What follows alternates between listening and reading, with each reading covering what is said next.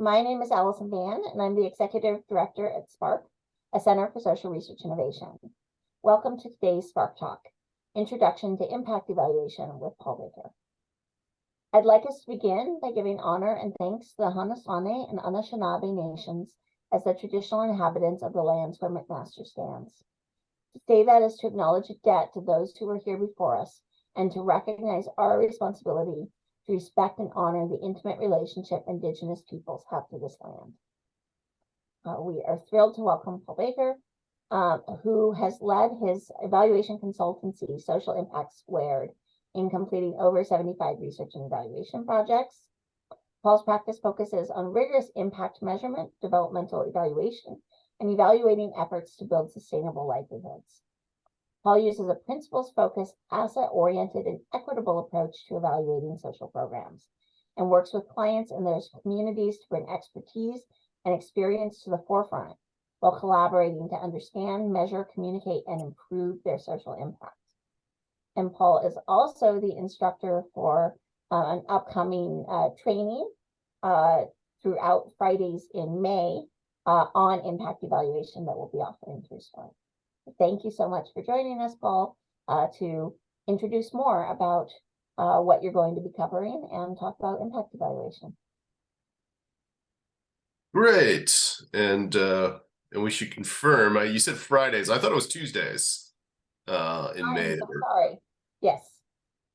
Okay, it's like, did I get something wrong? But yeah, okay. Tuesdays in May. If you're interested in the fuller course by the end, so this will be a high-level introduction, and if you're keen on taking the deeper dive, that will be Tuesdays in May. Yeah, I'll put the link to it in the chat. Great. Thanks, Elson, and thanks everyone for attending. Looking forward to reviewing the content with you here today, and thanks, Elson, again for the land acknowledgement.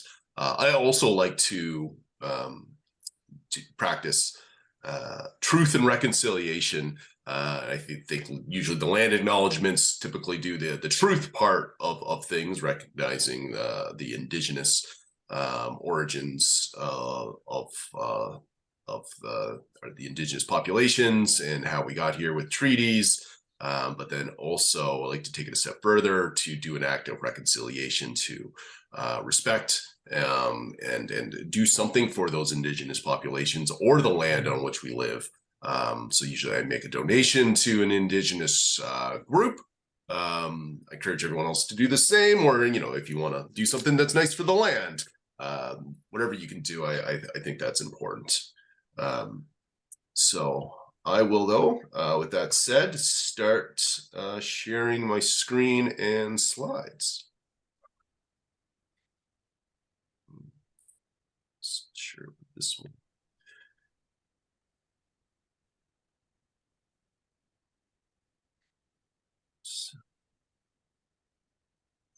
And that's why they wear the same outfit and get together on a strict schedule to put on the Okay. and then go right after the slide. So I think I got the slides on the right screen. Okay, so Nelson already went over with a bit of a background on myself, so I won't spend much more time on that one. So here's our high-level topics I'm going to cover with you today. So for those of you that are maybe new to just the broader topic of evaluation, we'll spend a bit of time on that, and then situating impact evaluation, which is a particular focus, a particular type of evaluation, and where it fits in the grander scheme. We'll spend a bit of time on logic models and theories of change, which are pretty important building blocks to any evaluation that you're going to do, but particularly also for impact evaluations. Get into the research design, so to speak, of impact evaluations, issues of validity, which are quite important in many impact evaluations that we do. And lastly, we'll review some of the issues of equity and cultural relevance in impact evaluations and review a case study with you of where things went wrong and how to prevent those sorts of things from happening. So, what is evaluation? Paul, quickly, you're on the presenter view of your slides. Oh, you're seeing the presenter view. Yeah. I thought I shared the. Okay, so we'll switch.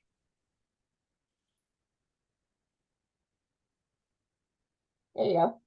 Thank you. Great. With that, though, I do like this video that was put together by, we'll say at the end, I think it's University of Michigan. No, it's like, now I forget. Is it Michigan, Minnesota? One of those. But I'll say at the end here, it's only about a minute, but I think it's a good version.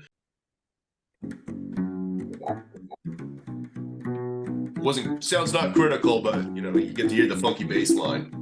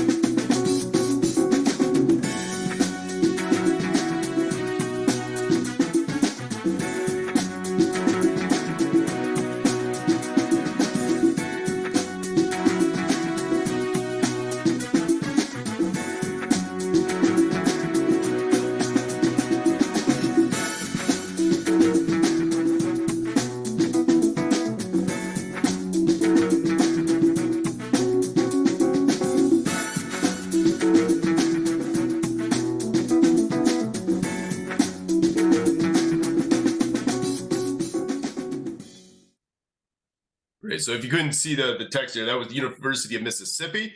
So it started with an M. I was wrong on both fronts, but it started with an M. So I really like that video for a quick, high level, plain language introduction to what is evaluation. The only part that I would critique on that video, I don't know why there's a guy in a balaclava doing the data analysis, but other than that, I think that was it's a really good intro. But in more technical terms, here are the definitions of evaluation, or some of them. There's others you can find out there. The first is from the Canadian Evaluation Society. So if you are interested in evaluation work, I would suggest checking out the Canadian Evaluation Society and getting involved. There's a really good student and new practitioner rate. But you know, their definition is, it's a bit more broadly. So it's the systematic assessment. And I think that systematic is really important. We do evaluation as people in our day-to-day lives. What is good, what is worth our time to do. But we don't always do it systematically. We actually rarely do it systematically, and we bring lots of biases to our analyses. Evaluation is an attempt to do it in a way that limits those biases and brings some level of validity to that analysis, that assessment. And they again decided, kind of more broadly, for the purposes of learning or decision making. I know others, and I've certainly focused on what that learning is and what that decision making is. Usually boils down to how do we use our resources in the best way to produce the best value for society, for us in society? And our resources can be money, it could be time, whatever. What are we going to invest in? What's the best thing to do? And learn how to do it in the best way. And that's essentially what we're trying to figure out with evaluation. Another more common one, this comes from Better Evaluation, which is a great website for evaluation resources. It's the systematic process. So this is really focuses in on that valuation piece of evaluation, on judging the merit, worth, or significance of things. And we're doing that by evidence, by data, and then also values. So evaluation isn't just about stats, but even though you can't put stats and quantify, what are people's values? It's not, there's moral and there's like philosophical and value systems out there that we need to consider when we're thinking about what to do. So we have technical jargon in the evaluation field and the evaluation profession, but you will hear out there and that some of that jargon is not consistent. There's different sort of fields doing similar work, using different terms, and organizations and people doing work that's essentially evaluation. They might not call it that. So there's lots of different terms out there that are essentially doing and saying the same thing and not calling it evaluation or impact evaluation. So that's evaluation at a very high level. The types of evaluation, I find it really important to figure out context first in figuring out the different types or what type of evaluation you should be doing. The first context is where your initiative, your program is innovating, it's new, you're trying to figure out how to solve a problem in a brand new way, or it's in development. And in development can be something that is constantly ongoing. I often use the political systems as a good example of this. Is you have different political parties and they're trying to communicate a message and get public approval. Well, one party does something and that changes the other parties. They have to learn and react to that. And it's this constant back and forth of doing things, learning, and adapting what you're doing based on what the other party's doing, and learning and adapting. So you're constantly in development with what your work is. It's never just follow these steps and you're going to be producing the best impact and reaching your goals optimally. You can't keep doing what you're doing yesterday. You're going to fail. So in those situations, we find that the form of evaluation is called developmental evaluation. Things are in development, so we're doing developmental evaluation. The key question to focus on there is like, what should we be doing? And that comes with a particular mindset and approach to doing evaluation. The other context is where we have an initiative or a program, and we distinguish between those things. Programs are often like time-bound things. For example, like your courses, there's a start and there's an end date, where an initiative might be like something that's like, again, we've used that political party. You're constantly vying for political favor in the public. That doesn't stop. But it's usually in a program, it's going, you have a lot of the plan set, but you're still refining it. You're still tweaking the sort of edges to see, can we make this even better? Is it operating the way we ideally want it to operate? And what can we do to make this even better?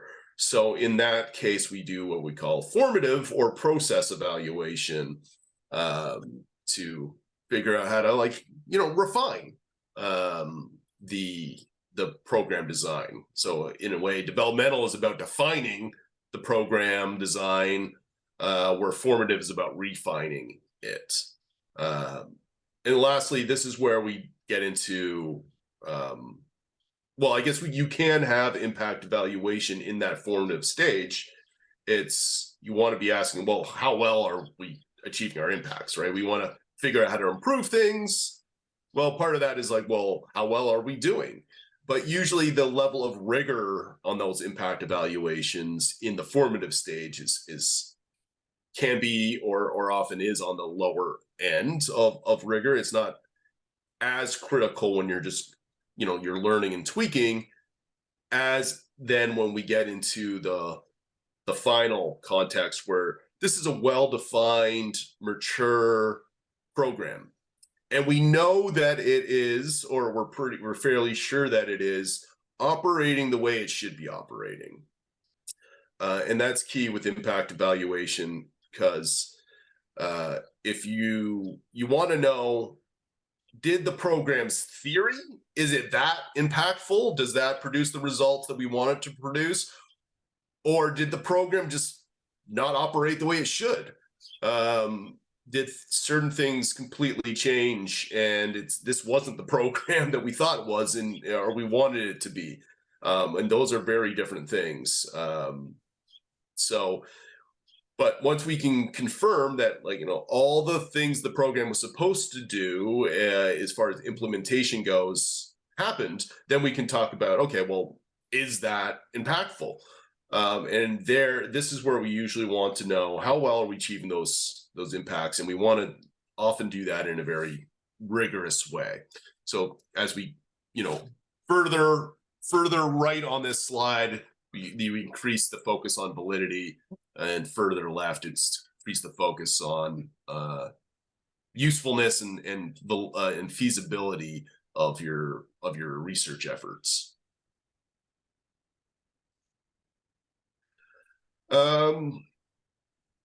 Yeah, so we went through key questions of impact evaluation.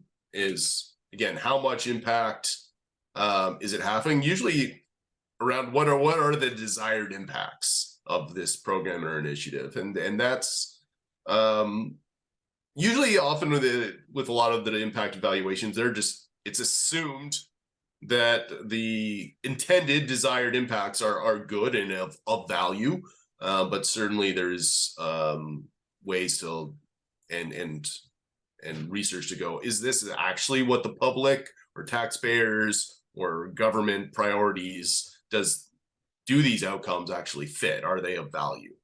And there's also methods, which we're not going to get into today, which take impact evaluations a step further and do what we call a cost benefit analysis, or social return on investment, where we're let's financially value.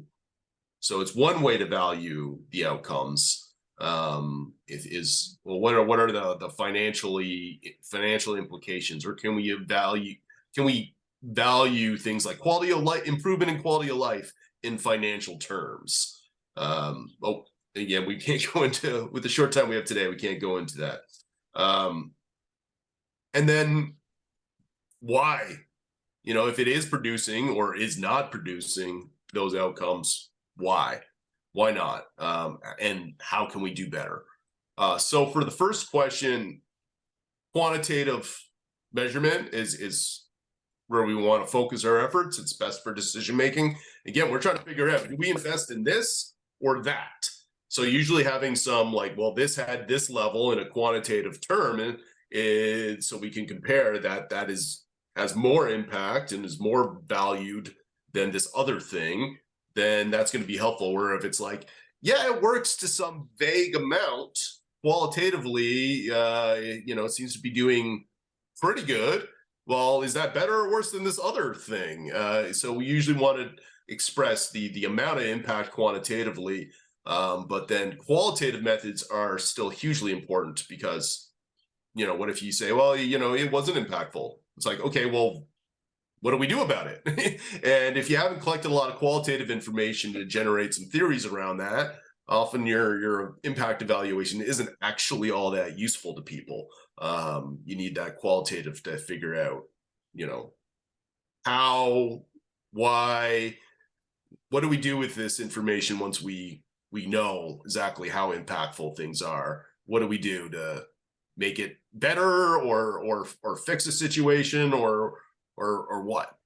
So both both qualitative and quantitative are hugely important. So defining how an initiative has worked. So that was our first part of this is evaluation, and this is where impact evaluation fits. This next part is for any evaluation. The first step is if we want to know how well is this working, is it delivering the value that it should? Well, how is it supposed to work? And this is where we get into logic models and theories of change. These are every person doing evaluation should know how to do these and do them well. So logic models will start at, and then theories of change kind of builds on top of those. And these are like graphical or tabular, but they're a representation of a program's theory of how it should work. And we define those by what are those resources that you need to put into the efforts. We call those inputs. How those resources will be used, which are activities that will be done. Then what's going to be produced and provided based on those activities, which we call outputs. And then to create change, which lastly we call outcomes. And then we talk about impact evaluation. We'll get more onto that as well. There's outcomes and impacts are defined in varied ways out there in the literature and the practice, unfortunately. So like evaluation's more, it's an applied field as well, impact evaluation or evaluation. So it differs from academic research that is for knowledge building alone. This is usually you're doing evaluation to ask an applied question to solve an applied project for a client, for whether it's a government department or a nonprofit or a business. You have a client, and so the norms are different, and there is some people defining things in different ways and using different jargon out there in the field because of that. I would say it's because of the applied nature of things. But we want to do logic models for a number of reasons. That being, by mapping these things out, it starts to make assumptions about how programs and initiatives are supposed to work that are implicit. We start to make them, explicit. I've gone in to do an evaluation, and so I've asked the client, okay, so how did you come up with this initiative? Why do you think this would work? And they're like, just seemed to make sense to us. And it's like, okay, we need to dig deeper into this. It's to like figure out why you think this works, so we can evaluate it and do it in a way that, again, well, like, where is, if we get the results and they're not what you hope to be, where is the disconnect here? See something in the chat. Oh, that's just the link. So again, one of the really great things about this, working with the clients, there was, I've worked with clients and it really helps them communicate exactly what they're doing in a page if you do it right. And I've had clients that we mapped these out and people go, oh, now I can describe to the people that I'm asking to invest in this program. I can describe exactly what we're doing so much better. And you can get everybody on the same page on exactly what they're supposed to be doing, and what this program is supposed to be achieving, because it's not always clear to everybody in the organization. And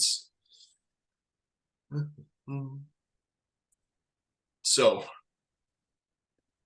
this is the most basic style logic model that you'll probably see without bulleting out, listing out what all these things are. But the most basic version is, here's a list of inputs, here's a list of activities, here's a list of outputs, here's a list of outcomes. Now you can make them more descriptive, create more links between each of the items, and so on. But again, this is intro. So we'll go more into that in the full course, but this is the most basic you'll see. And we've gone into this. The inputs are what are invested, activities. You want to map and list out all those details on what you need to do to produce your outcome, your outputs. And then you get outputs. And I'll pause quickly. I put outputs as what people receive, which not everyone does in the evaluation field, but I think it's they usually what's produced. But I think it's if your logic is to figure out, well, how much impact are we having in the end of the day, especially if you're thinking in the context of impact evaluation. Well, if I write a report, but nobody reads it, it's like, okay, am I going to judge that I've achieved my output because I wrote the report and therefore check mark, I did good? No, I didn't do good. I'm going to have no impact by producing that output if no one actually reads the report. So for me, your activity is producing the report. The output is the number of people that actually go and read that report. That's what's going to achieve your impact. So that I like to make that distinction is on how many people receive those goods or services that you're producing. And then, here's the main focus of impact evaluation is on the outcomes and impacts. You highlight here, though, they all build on each other. So you don't want to do what's called black box evaluation, where it's like all you measure and all you focus on is just the outcomes and the impacts. Because if we're not seeing what we are hoping to see, and even if we see what we're hoping to see, it's like we can't really confirm why, and we don't know, like, was it a problem of like we weren't resourced the way we thought we should be, or did we fail in our activities and we didn't, or is it we didn't produce the outputs, or the outputs weren't the right quality? So all those things you have to still pay attention to in any impact evaluation.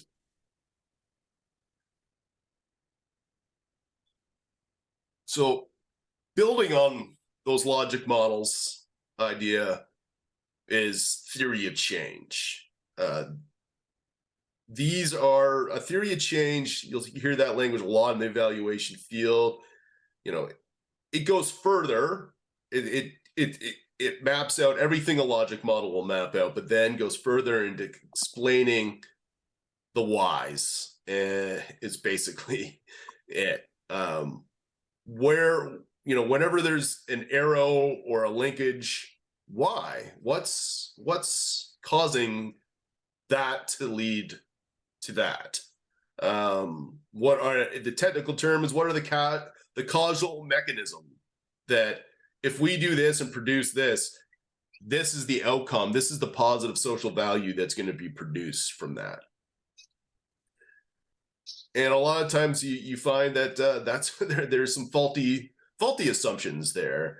You know, I think a lot of more recent things that people have faulty assumptions about is when people have false views of, say, like vaccine science, giving them facts is going to change their opinion. We have the assumption is that people you know, care about facts and have a basic data literacy. And I think there's a lot of evidence that proves that assumption's wrong. And if you try to drill them with facts, they actually dig their feet in deeper and deny or you know, or more science deniers than ever before. So it's not the way to change their opinion. We also go to what are the preconditions. So sometimes in contexts. So yeah, this will lead to this, but only under particular conditions in particular situations. You know, a lot of programs were like ticking along and working, and then COVID happened, and then it's like, oh, well, this program doesn't work in this situation. This is you know, we got to go online, and this program wasn't set up to go online. So what are those preconditions that need to be in place? Or often it's, you know, who are those people you're going to be working with? What preconditions do those clients need to come with? You know, think about it when you're taking your courses, and it's like, did you take 101? Because if you don't take 101, you're not going to be successful in 202. So those are basics to like just mapping out. How is this supposed to work before we can then start creating a design for, is it working the way it should? And for that, there's a breadth of methods. In that more formative stage of evaluation, we're more focused on establishing contribution. So this program contributed in some way, maybe in precise amounts, like in this situation, to those outcomes. And we can use, you know, non-experimental methods, and this is really frequent in evaluation and impact evaluation. You know, I like to call this expert opinion, and sometimes the expert are the clients. So people that you're trying to help get them the jobs, people that are using shelters, anyone like that, but their lived experience makes them experts on, you know, are you experiencing the outcomes that we're hoping you will experience?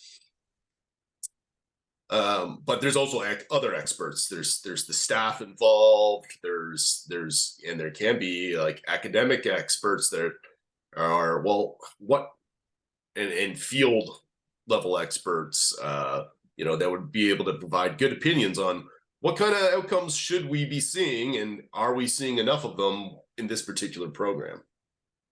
And that also comes to, you know, performance measurement. You could be like, we want whatever X% of people that attend our course program to get employed afterwards.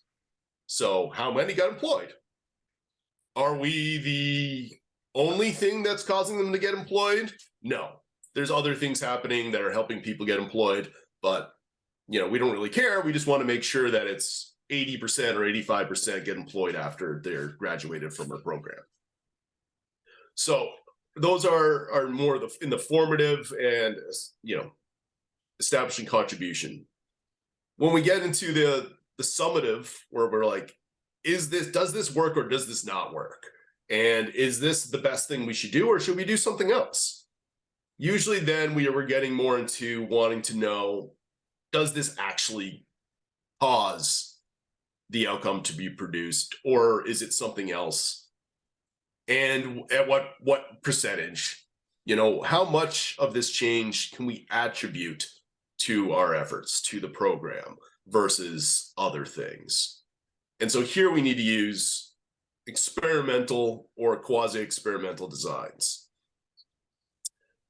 Rarely in practice, especially in Canada, it does vary in context. I believe the states will use experimental designs more than we do here in Canada. But it is rare. There's reports on the state of evaluation, and I haven't gone through every year, but it's usually less than 10% of impact evaluations or evaluations are getting to the stage of a randomized control trial. Most of the time, due to other things, we talked about the balancing, or you need to pay attention to use and feasibility in evaluation as well as validity. Usually we're doing things in quasi-experimental or those non-experimental methods. But in those situations, and what makes impact evaluation unique in the field is that focus on valid, rigorous estimates of attribution. The key thing we're trying to do there is figure out this concept of the counterfactual. And what do we got here? Right. Thanks, Allison, for adding that. The counterfactual, so the factual is we can observe with data what happened. We gave this program and we wanted to help people get jobs. How many people got jobs? Great. So that's the facts. That's the quote unquote facts. If you're not a positivist, I pronounced that probably wrong, but the counterfactual is like, well, what would have happened if those individuals didn't join our employment program? Well, we can't actually observe that because that didn't happen. So we have to find some estimate of what would have happened otherwise. And here's where I like to distinguish between outcomes and impact. And you'll find that other places where this is defined this way, and you'll find other places where it's not. The outcomes there's the outcome of attending the employment program. Did it help you get a job or not? There's the outcome of not attending the employment program. What missed opportunity did you have? That's a decision you made to not join it, and what happened because of that decision. Those are both outcomes. The impact is the difference between those two outcomes. The difference between what happened in the program versus what would have happened otherwise. So that's how I define it, and others. But you will find out there in the evaluation impact measurement literature, impacts being defined as more long-term outcomes and more changes that happen at a more societal level. So the outcomes being, the participant got a job. Well, now the Canadian economy or the local economy has more employed people. We're paying less on EI, and so the tax base. So those are more the impacts where the outcome is like individual got job. So again, there's multiple definitions out there, but I think it's more useful to think about impacts the other way, and just they're all outcomes at a different level of individual and then societal.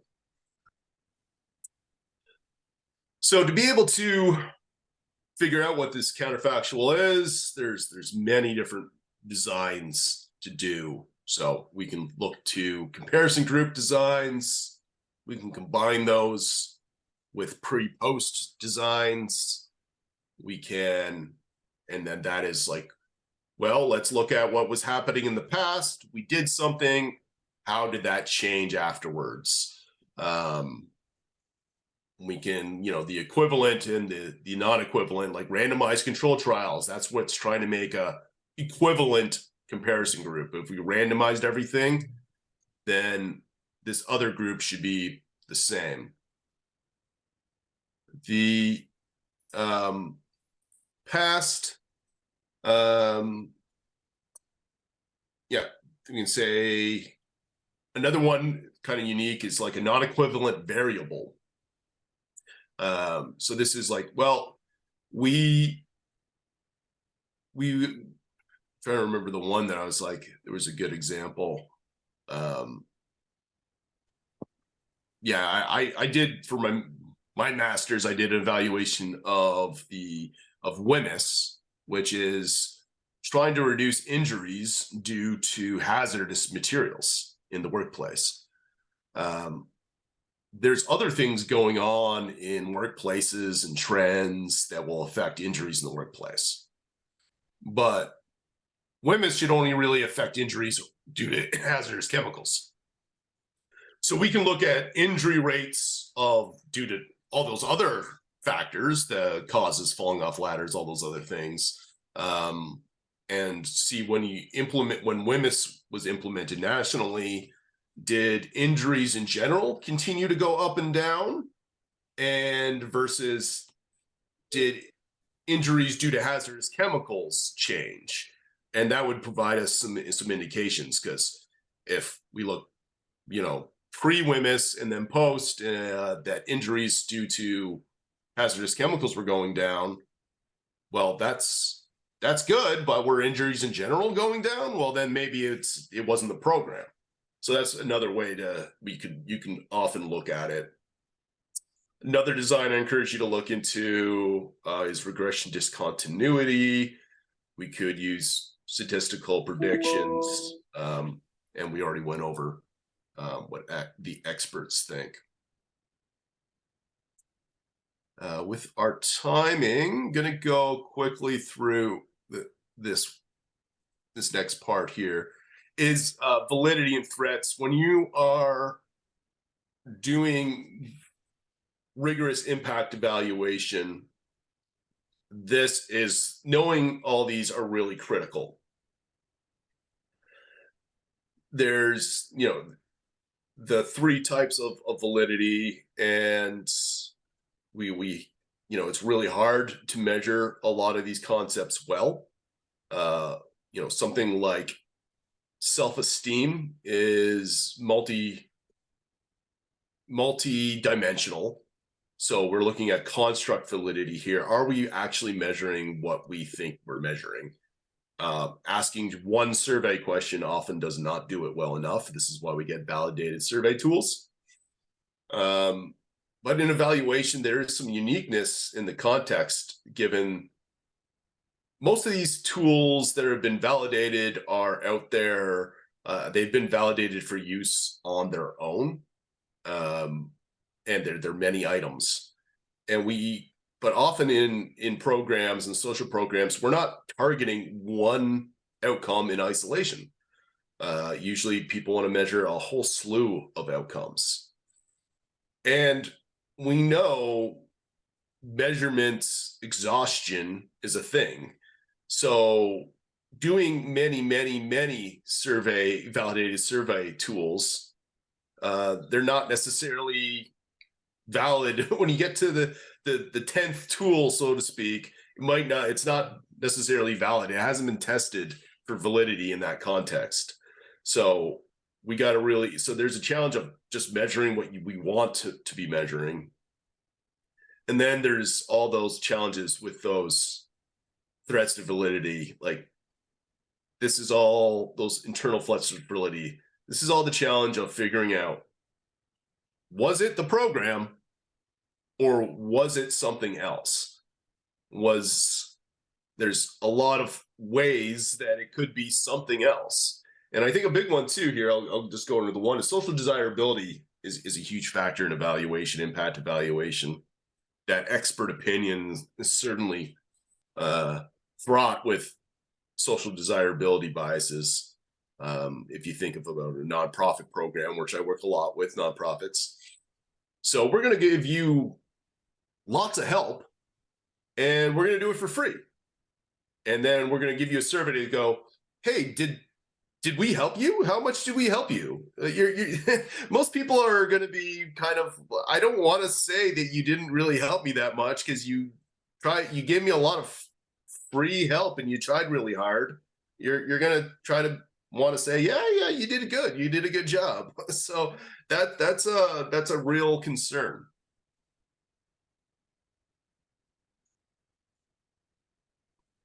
Okay. Lastly, just want to go over the importance of equity and cultural relevance, and I'll do this just as with a case example. I came across this research, during the height of Black Lives Matter, and it was on Twitter. There was some posts being like, "Oh, in Peel, what are these cops doing in schools? I thought you said this wouldn't happen anymore." And this is a parent, or a Black advocacy group posting this. And I was looking through the thread, and some people were like, "Stop playing the race card. There's already there," and they're pointing to this report. "This program is good for everybody." And I was like, that's not my understanding of things. Let me look into this. So I tracked down the reports, because their conclusion was this program is valuable for everyone. And there's articles, like media articles covering this, and I really needed to track down the report and read it in detail to figure out what was going on here. They created a design where in Peel, kids weren't exposed to having cops in their schools previous to grade 9, and then in grade 9 they did. So they measured them at the very beginning of grade 9 before they're exposed to having cops in schools, and they asked them about their fear of being bullied, or their fear of and their stress levels. And then at the end of grade 9, they measured them again and found, oh yes, they are less afraid of being bullied and their stress levels have gone down by the end of grade 9. So this report concluded, well, this is because they have cops in schools. And maybe I'll pause. I often do this and just ask others, feel free to come off mute. Does anyone see, a problem with that assumption?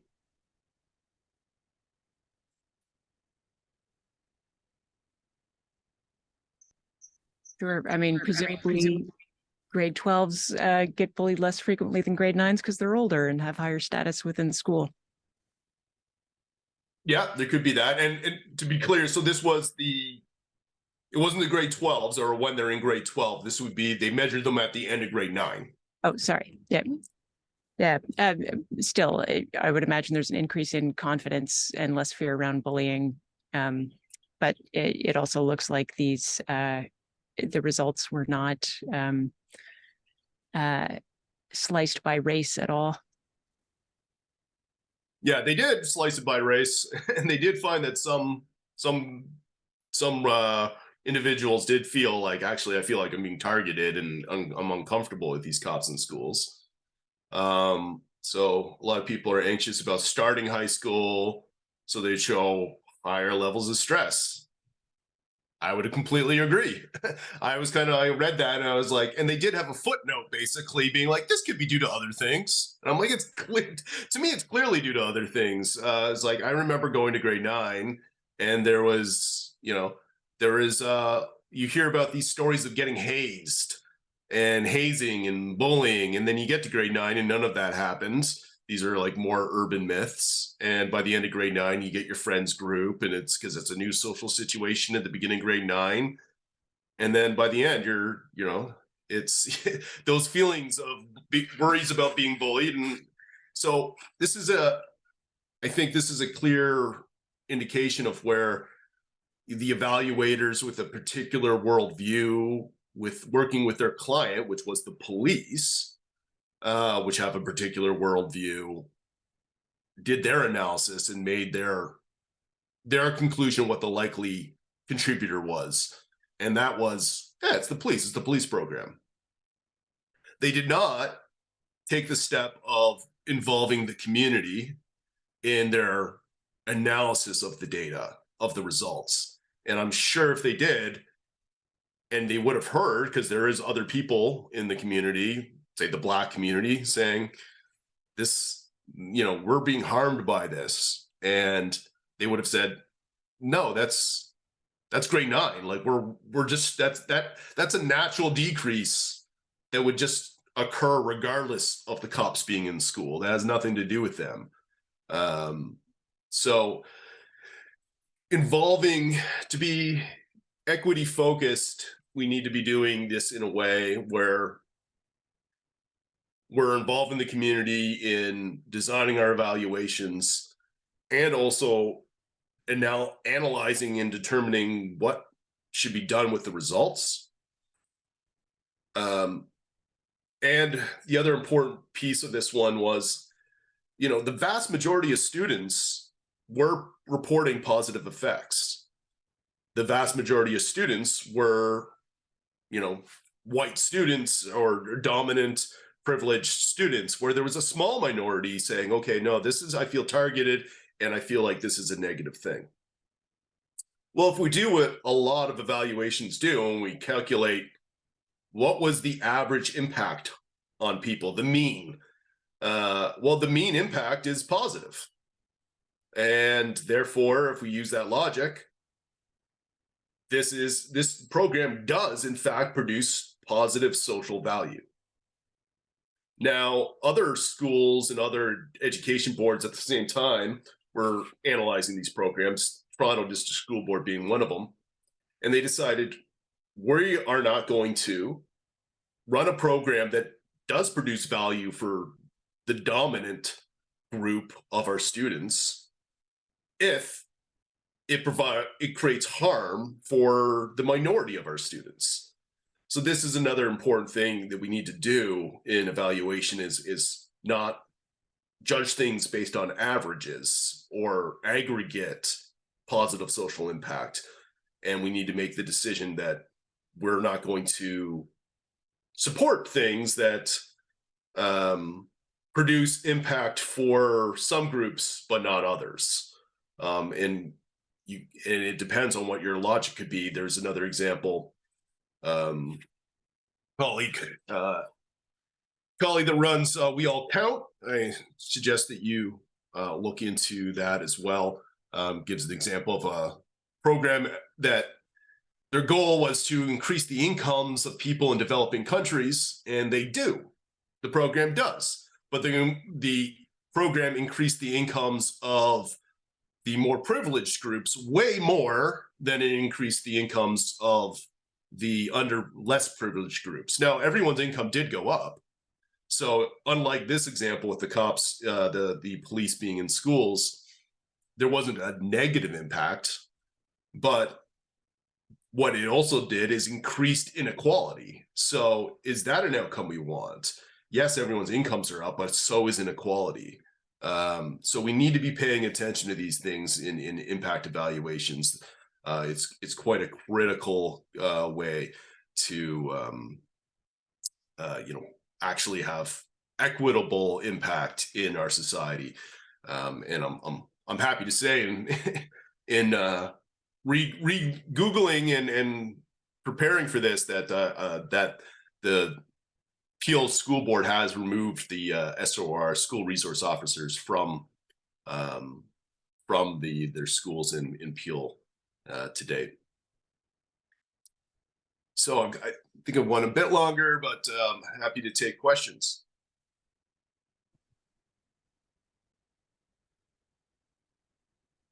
Well, if no one else, I've got a couple always. What do you see as some of the most kind of common mistakes people make when doing impact evaluation for the first time? You can sort of see some of them in the Peel example, but I'm wondering if there are others that really stand out to you as sort of good rookie mistakes to be aware of in order to avoid The mistakes. One thing is so we went through the logic model, and so one thing I've seen to avoid is go through the logic model and let's list out all our inputs, let's list out all our activities, all our outputs, and all the outcomes we think we're going to have. You do not, and you should not, try to have a measure, an evaluative measure on every single one of those. That's most contexts. That is too much.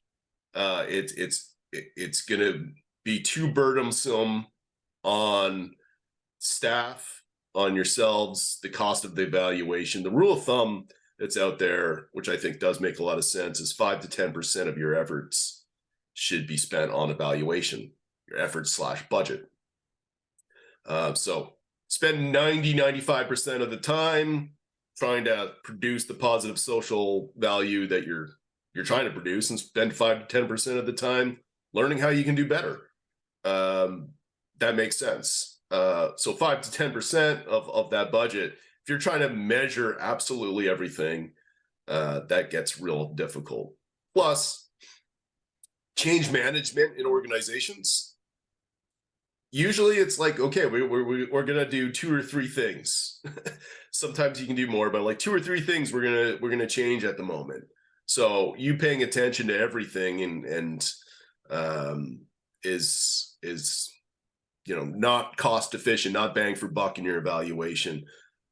So really there is a process that I usually go through to prioritize what the evaluation will focus on. What are the key evaluation questions? What are people really challenged with? What do we already know and are sure of, and we don't really need to measure because it's not really going to add value to our knowledge base? And where are the big question marks that still need to be answered? That's an important step that I think often gets missed. Thank you for that. Michael's asking about how prevalent surveys are in pre-post evaluation strategy. Yeah, I think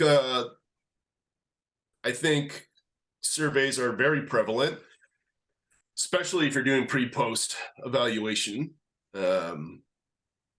Direct observation of like behaviors and stuff, I would say happens, does happen, but I'd say it's less so. The most common evaluation strategies you have, and impact, I think the more common, the less rigorous happens more commonly, due to like feasibility out there in practice. That is, I'm not saying it's the right thing for us to do in our evaluation practice as a field, but currently what is going on is the less rigorous designs do occur more frequently, and as you move up the rigorous lines, they occur less frequently in practice. But yes, surveys happen a lot in pre-post design, and this is another area where I think they're often done poorly as well. I've seen them where they don't realize that you need to compare the same people. So it's like they'll get people to fill it out pre, and then people drop out of the program. They get people to fill it out post, and they just take the average versus the average. Well, usually the people that are dropping out are significantly different from the people that remained in the program.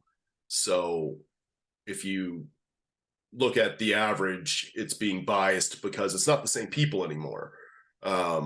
And if it's like the more challenging, low scoring, whatever people are the ones that dropped out, that's going to bump your average up. So it's like, we got an improvement. No, just the poor performing people dropped out.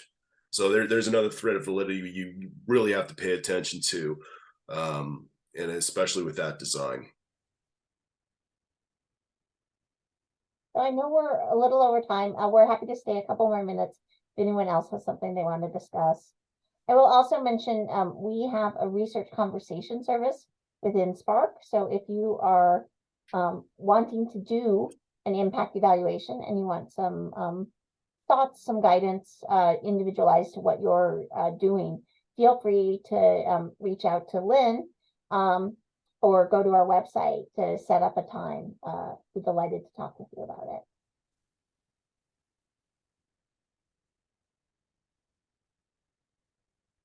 Anything else you want to say, Paul? Yeah, hopefully this is